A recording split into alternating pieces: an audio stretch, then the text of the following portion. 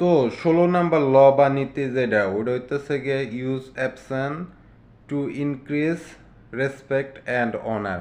তো এটার মানে হলো গিয়া যে তোমার যে অনুপস্থিতিটা আছে ওইটা ব্যবহার কইরা তোমার সম্মান যেটা আছে ওইটা বাড়ানো।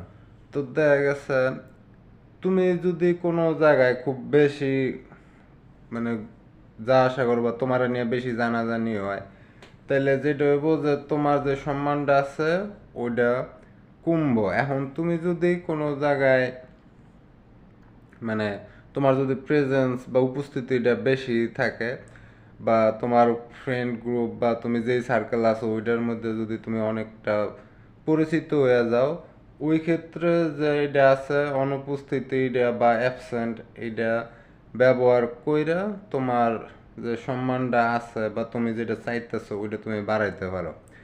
তো এই লয়ের আবার বিপরীত আছে।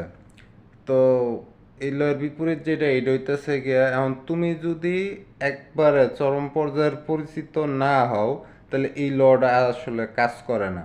তো এই লটা কাজ করার লেগে প্রথমে যেটা করতে হবে, শুরুর দিক দিয়া তোমার সব জায়গায় পরিশ্রম মানে মানে পরিশ্রম করে তোমার প্রেজেন্ট যেটা আছে বা উপস্থিতি যেটা আছে ওইটা তোমার বাড়াইতে হইব। আর দেখা গেছে আর তোমার যদি মানে এটা লেগে যে ক্ষমতাবান লোকেদের লেগে আর কি এই লটা, এখন দেখা গেছে একজন কর্মচারী আছে, এখন সে যদি এইটা কাজে লাগাইতে যায় তাহলে কিন্তু এটা হিতে আরো বিপরীত হইব।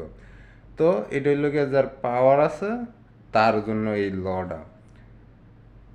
আর সেলস বা বিক্রির ক্ষেত্রে এই লটা একটু খাটে না, কারণ তুমি যত বেশি প্রেজেন্ট মানে তোমার প্রোডাক্ট প্রচার করবা ততই তোমার সেলস বাড়বো। তোমার দেখা গেছে সবগুলোরই কিছু ইয়ে আছে মানে মানে কিছু কমতি আছে।